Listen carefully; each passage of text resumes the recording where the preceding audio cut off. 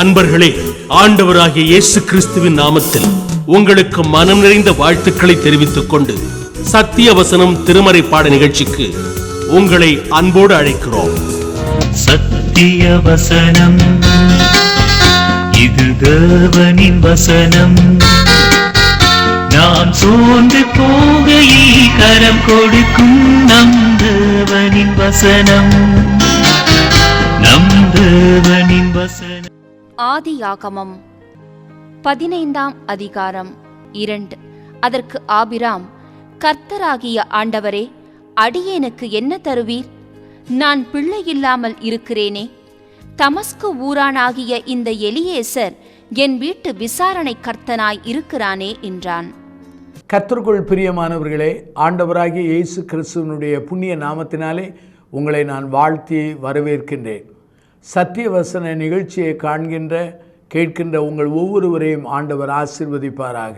தேவனுடைய ஒத்தாசையினாலே ஆபிரகாமை குறித்து நாம் தொடர் செய்தியாக கற்று வருகிறோம். ஆபிரகாமின் வாழ்க்கையினுடைய சம்பவங்கள், அவன் வாழ்விலே நிகழ்ந்த நிகழ்வுகள் நம்முடைய ஆன்மீக வாழ்வின் வளர்ச்சிக்கும் அநேக ஆறுதலாகவும் எச்சரிப்பாகவும் காணப்படுகின்றன. ஆபிரகாமினுடைய வாழ்க்கையின் ஜெபங்களை குறித்து நாம் கற்றுக்கொள்ளப் போகிறோம். அருமையானவர்களே, ஆபிரகாம் எங்கு போனாலும் 3 காரியங்களை செய்வார். ஒன்று, கூடாரம் போடுவார். ஏனென்றால் அவர் ஒரு பரதேசியாய் வாழ்ந்தவர்.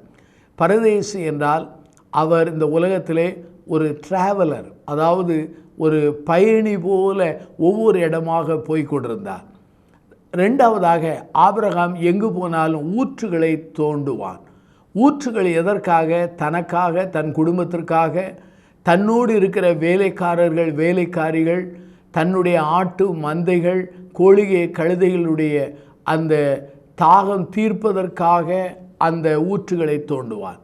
3வது, ஊற்றுகளை தோண்டது மாத்திரமல்லாமல் அந்த ஊற்றுகளுக்கு அவன் பெயரும் வைப்பது உண்டு. ஆகவே ஆபிரகாம் கூடாரங்களை போடுவான், ஊற்றுகளை தோண்டுவான். 3வதாக, ஆபிரகாம் எங்கு போனாலும் பலிபீடங்களை கட்டுவான். பலிபீடங்களை கட்டுவது ஆண்டவரோடு உள்ள உறவை காட்டுகிறது. ஆண்டவரை அவன் ஆராதிக்கிற தன்மையை காட்டுகிறது. அவன் பலி செலுத்தி ஆண்டவரோடு பேசுகிற அந்த ஜெப வாழ்க்கையை காட்டுகிறது. ஆபிரகாம் எங்கெங்கெல்லாம் செல்லும்போது பலிபீடங்கள் கெட்டவில்லையோ அங்கெங்கெல்லாம் அவன் தடுமாறினான். அவன் பொய் சொன்னதை நாம் திருமறையிலே வாசிக்க முடிகிறது. ஆகவே இன்றைக்கு ஆபிரகாமினுடைய ஜெப வாழ்க்கையை குறித்து கற்றுக்கொள்ளப் போகிறோம்.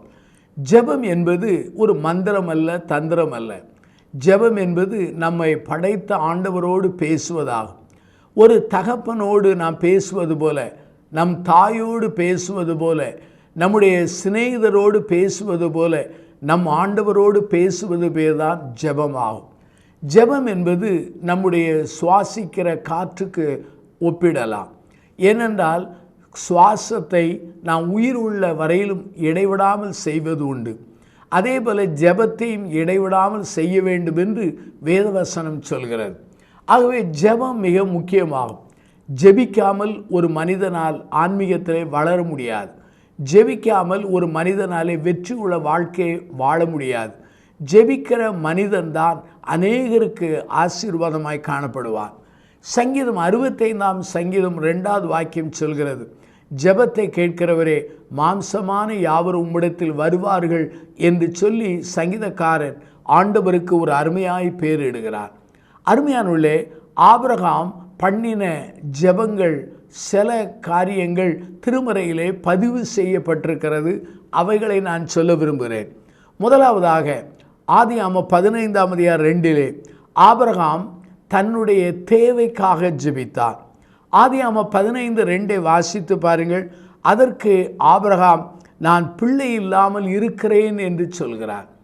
ஆபிரகாம் தனக்கு பிள்ளை இல்லை என்கிற அந்த காரியத்தை ஆண்டவரிடத்திலே பிரார்த்தனை மூலமாய் வைக்கிறார்.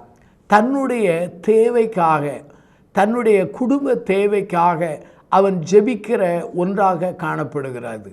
அருமையானுள்ளே, இந்த வேதவசனத்தை வாசித்தால் ஆபிரகாம் தன்னுடைய பிள்ளை பாக்கியத்துக்காக ஜெபிக்கிறார்.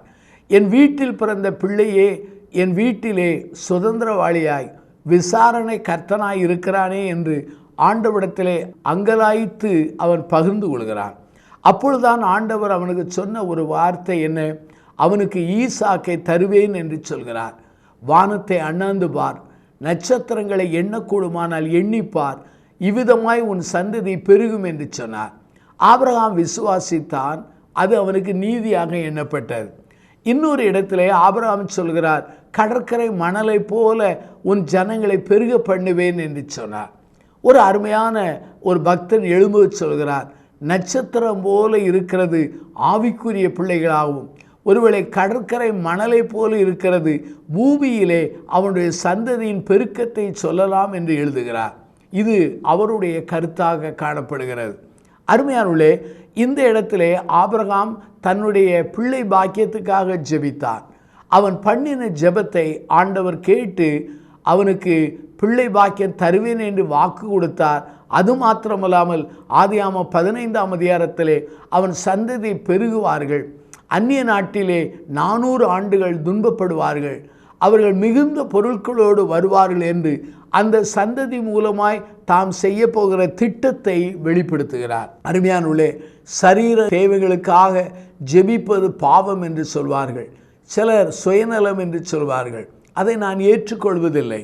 ஏனென்றால் நம்முடைய பரம தந்தையினிடத்தில் போய் நம்முடைய தேவைகளை சொல்வது தவறல்ல.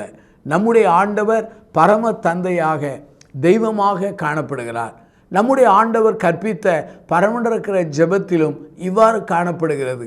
அந்தந்த ஆகாரத்தை எங்களுக்கு தாரும் என்று சொல்லி அவர்கள் சொன்னதை, அவர்கள் ஜெபிக்க தூண்டியதை ஆண்டவர் தன்னுடைய மாதிரி ஜெபத்திலே அவர் கற்றுக் கொடுத்தார். அருமையான என் சகோதர சகோதரிகளே, நம்முடைய வாழ்க்கையில் நாம் புரிந்து கொள்ள வேண்டும். ஆண்டவரிடத்தில் போய் நம் தேவைகளை, நம்முடைய விருப்பங்களை எல்லாவற்றையும் சொல்வது நம்முடைய கடமை. ஆனால் முடிவெடுப்பதும் அதற்கு பதில் கொடுப்பதும் அவருடைய கரத்தில் இருக்கிற ஒன்றாகும். நாம் ஆண்டவருக்கு ஆணையிட முடியாது. நாம் ஆண்டவரிடத்திலே பலவந்தம் பண்ணி பெற்றுக்கொள்ளவும் முடியாது. இஸ்ரவேல் ஜனங்கள் வனாந்தரத்திலே காடையை கேட்டார்கள். காடையை ஆண்டவர் கொடுத்தார். அவர்கள் வாயில் இருக்கும்போதே அடித்தார் என்று வேதம் சொல்கிறது. ஆகவே விருப்பங்களை நாம் சொல்வது நம் கடமை. ஆனால் விருப்பங்களின் முடிவிலே தேவ தீர்மானத்துக்கு இடம் கொடுக்க வேண்டும். ஆகவே ஆபிரகாம் உண்மையாகவே தன்னுடைய குழந்தையில்லாத காரியத்துக்காக அவன் ஜெபித்தான் என்று வேதவசனம் சொல்கிறது. ரோமர்கள் நிருபம் 4ஆம் அதிகாரம் 20-21 நீங்கள் வாசித்து பாருங்கள். தேவனுடைய வாக்குத்தத்தத்தை குறித்து அவன் அவிசுவாசமாய் சந்தேகப்படாமல் தேவன் வாக்குத்தத்தம் பண்ணியதை நிறைவேற்ற வல்லவராய் இருக்கிறார் என்று முழு நிச்சயமாய் நம்பி தேவனை மகிமைப்படுத்தி விசுவாசத்தில் வல்லவனானார். ஆபிரகாம் தன் பிள்ளை பாக்கியத்துக்காக ஜெபித்தான். அந்த ஜெபத்துக்கு தேவன் பதில் கொடுத்தார். இரண்டாவதாக ஆபிரகாம் தன்னுடைய மகனான இஸ்மவேலுக்காக ஜெபித்தார். ஆபிரகாமுக்கு நீண்ட காலம் குழந்தை இல்லை. ஆகவே சாராள் தன் அடிமை பெண்ணாகிய ஆகாரை அங்கே ஆபிரகாம் கொடுத்து அவள் மூலமாக தனக்கு ஒரு வீடு கட்டப்படும் என்று சொல்லி தூண்டுகிறாள். ஆபிரகாம் அங்கு சாராளுடைய வார்த்தைக்கு செவி கொடுத்து ஆகாரிடத்தில் சேர்ந்தார். ஆகார் மூலமாக ஒரு மகன் பிறக்கிறான். அந்த மகனுக்கு பேர் இஸ்மவேல் என்று சொல்லப்பட்டது. அப்பொழுது சாராள் ஆபிரகாமினிடத்திலே சொல்கிறாள், இதோ கொஞ்ச காலம் கழித்து அங்கே ஈசாக்கு பிறக்கிறான். ஈசாக்கை இஸ்மவேல் பரியாசம் பண்ணுகிறாள். அப்பொழுது தான் சாராள் சொல்கிறாள், இந்த அடிமை பெண்ணையும் அவனுடைய மகனான இஸ்மவேலையும் நீ துரத்தி விடு என்று சொன்னார். இது ஆபிரகாமுக்கு துக்கமாயிருந்தது. ஆனாலும் கூட ஆபிரகாமோடு ஆண்டவர் பேசி அவள் சாராள் சொல்லுபடி செய்ய என்று சொல்கிறார். இந்த சமயத்தில் அங்கே ஆபிரகாம் தன்னுடைய குமாரனுக்காக அவன் கரிசனையோடு இருந்ததை நாம் காண முடிகிறது. தயவு செய்து ஆதியாகமம் 17ஆம் அதிகாரம் 16 பாருங்கள். கர்த்தர் ஆபிரகாமுக்கு ஈசாக்கு என்று மகனை கொடுக்கிறேன் என்று வாக்கு கொடுத்தார். அதற்கு பிற்பாடு, ஆனால் நீண்ட காலமான பிற்பாடு அங்கே ஆகார் மூலமாக இஸ்மவேல் பிறந்தார். அங்கே இஸ்மவேலை குறித்து ஆபிரகாம் ஜெபிக்கிறார். ஏனென்றால் ஈசாக்கை தருவேன் என்று வாக்கு கொடுத்து விட்டார். அந்த சமயத்திலே ஆகார் மூலமாய் தான் பெற்ற அந்த இஸ்மவேல் என்கிற தன் மகனுடைய நிலைமை என்னாகும் என்கிற கரிசனையோடு அவன் ஜெபிக்கிறான். என்ன ஜெபிக்கிறான்? ஆதியாகமம் 17:18 பாருங்கள். இஸ்மவேல் உமக்கு முன்பாக பிழைப்பானாக என்று ஆபிரகாம் தேவனிடத்தில் விண்ணப்பம் பண்ணினான். ஏனென்றால் இந்த இஸ்மவேல் மாம்சத்தின்படி பிறந்தவன், சுய திட்டத்தின்படி பிறந்தவன், சுய அங்கே ஆலோசனைப்படி பிறந்தவன். ஆனால் ஈசாக்கோ வாக்கு தத்தத்தின்படி பிறந்தவன். ஆனால் ஆபிரகாமின் ஜெபத்தை கேட்டு அங்கே இஸ்மவேலுக்கு ஆண்டவர் கொடுத்த வார்த்தையை நான் சொல்கிறேன். ஆதியாகமம் 21:13 பாருங்கள். அடிமை பெண்ணின் மகனும் உன் வித்தாய் இருக்கிறபடியால் அவனையும் ஒரு ஜாதி ஆக்குவேன் என்றார். அருமையானவர்களே, ஆபிரகாம் தனக்கு குழந்தை வேண்டும் என்று ஜெபித்தான், ஈசாக்கை தந்தார்.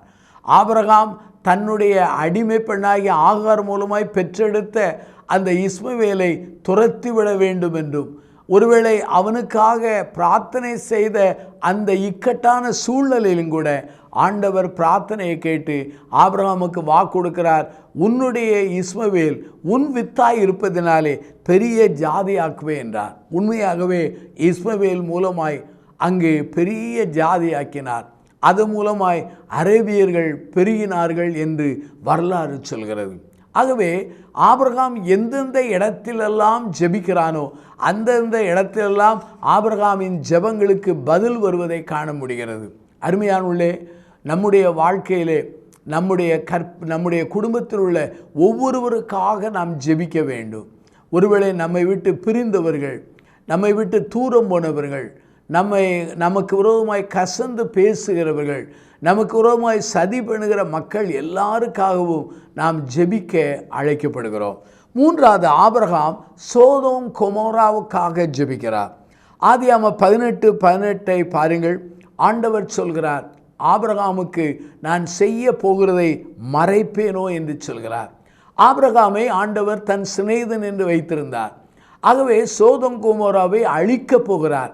அழிக்க போகும்போது அதை ஆபிரகாமுக்கு வெளிப்படுத்துகிறார். சோதோம் கொமோராவுக்காக ஆபிரகாம் ஜெபிக்க ஆரம்பிக்கிறார். சோதோம் கொமோராவினுடைய பட்டணம் அழிந்து போகாதபடி ஜெபிக்கிறார். ஏனென்றால் அங்குள்ள மக்கள் அழிந்து விடக்கூடாது என்று ஜெபிக்கிறார். இன்னொரு காரியம் என்னவென்றால், ஆபிரகாமுக்கு நன்றாக தெரியும், சோதோம் கொமோராவிலே ஆபிரகாமின் இனத்தானாகிய லோத்தும் அவன் குடும்பமும் வசித்து வருகிறார்கள் என்பதை அங்கே ஆபிரகாம் அறிந்து அந்த சோதோம் பட்டணத்தின் அந்த அழிவு நீக்கப்பட அவன் ஜெபிக்கிறான். அவன் ஆண்டவரிடத்தில் சொல்லுகிற காரியம் இதுதான். வேதாமத்தை நீங்கள் ஆதியாகமத்திலே 18ஆம் அதிகாரத்தை நீங்கள் தொடர்ந்து வாசித்து பாருங்கள். அங்கே ஆபிரகாம் ஜெபிக்கிறார், ஆண்டவரே, நீதி உள்ள சர்வலோகத்தின் நியாயாதிபதி நீர் ஒருவேளை துன்மார்க்கனோடு நீதிமானை அழிப்பீரோ என்று சொல்லி அவன் போராடுகிறான். அப்பொழுது ஆண்டவரிடத்திலே அவன் கெஞ்சுகிறான், தேவசமத்தில் நின்று போராடுகிறான், விடாப்பிடியாய் ஜெபிக்கிறான். 50 நீதிமான்கள் இருந்தார்களோ அல்லது 50 நீதிமான்கள் இருந்தால் அந்த பட்டணத்தை அழிப்பீரோ என்று கேட்டான். ஆண்டவர் அழிப்பதில்லை என்று வாக்கு கொடுத்தார். 45 நீதிமான்கள் இருந்தால் அந்த பட்டணத்தை அழிப்பீரோ என்றார். அப்போதும் ஆண்டவர் அழிப்பதில்லை என்றார். 40 நீதிமான்கள், 30 நீதிமான்கள், 20 நீதிமான்கள், 10 நீதிமான்கள் என்று சொல்லி ஆண்டவரிடத்திலே அவன் தாழ்த்தி ஜெபித்து வேண்டுகிறான். ஆண்டவர் சொல்கிறார், 10 நீதிமான்கள் இருந்தாலும் அந்த பட்டணத்தை நான் அழிப்பதில்லை. ஏனென்றால் அதோடு ஆபிரகாம் நின்று விடுகிறான். காரணம் என்ன? அங்கே லோத்துடைய மனைவி 2 பேர், லோத்துடைய 2 குமாரத்திகள் 2 பேர், அவர் 4 பேர். ஒருவேளை அவர்களுக்கு திருமணம் முடித்திருந்தால் 6 பேர், பிள்ளைகள் இருந்தால் ஒரு 10 பேர், அல்லது 10 பேரையாவது இவன் நீதிமானாக்கி ஆண்டவருக்குள்ளே நடத்தியிருப்பானோ என்கிற எண்ணத்திலே கேட்கிறார். 10 நீதிமான்கள் இருந்தால் அந்த பட்டணத்தை அழிப்பீரோ? அழிப்பதில்லை என்றார். அப்படியானால் 10 நீதிமான்களும் இல்லாதபடினால் பட்டணத்தை அழிக்க ஆண்டவர் திட்டமிடுகிறார். தேவன் தன்னுடைய 2 மனிதர்களை அனுப்பினார். அவர்கள் லோத்தையும் லோத்துடைய மனைவியும் 2 குமாரத்தைகளை பட்டணத்தில் வெளியே கொண்டு வந்து விடுகிறார்கள். பின்னிட்டு திரும்பாதே என்று சொன்னார்கள். லோத்தின் மனைவி பின்னிட்டு திரும்பி அவள் உப்பு தூணாய் மாறியதை நாம் அறிந்திருக்கிறோம். இந்த இடத்துல ஆபிரகாம் லோத்துக்காக சோதோமுக்காக பண்ணின பிரார்த்தனையிலே அந்த பிரார்த்தனையின் அடிப்படையில் ஆண்டவர் லோத்தையும் அவன் குடும்பத்தையும் அவர் காப்பாற்றினார். அருமையானுள்ளே, இந்த இடத்துல 2 காரியத்தை நான் புரிந்து கொள்ளலாம். ஒன்று, பட்டணங்களுக்காக ஜெபிக்க வேண்டும். 2வது, பட்டணங்களில் நாம் தங்கியிருக்கிற ஆண்டவருடைய அடியார்கள், நம்முடைய உறவினர்கள், திருச்சபை மக்கள், கிறிஸ்தவ ஊழியர்கள், இவர்களுக்காக நாம் ஜெபிக்க அழைக்கப்படுகிறோம். பட்டணங்களை அங்கே அழிக்கும் பொழுது சோதம் குமராவிலிருந்து லோத்தையும் அவருடைய பிள்ளைகளை காப்பாற்றின ஆண்டவர் தம் ஜனத்தை காப்பாற்ற வல்லமுள்ளவராய் இருக்கிறார் என்பதை நாம் புரிந்து கொள்ள அழைக்கப்படுகிறோம். ஆபிரகாமினுடைய ஜெபங்களில் ஒன்றை நான் சொன்னேன். தன் பிள்ளைக்காக பாக்கியத்துக்காக ஜெபித்தான். தான் பெற்றெடுத்த மகனான இஸ்மவேலுக்காக ஜெபித்தான். தன் உறவினரான லோத்துக்காக, அந்த பட்டணத்துக்காக அவன் ஜெபித்தான்.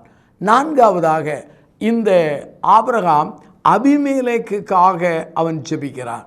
அபிமெலேக்கு அங்கே கேராரிலே வசிக்கிறான்.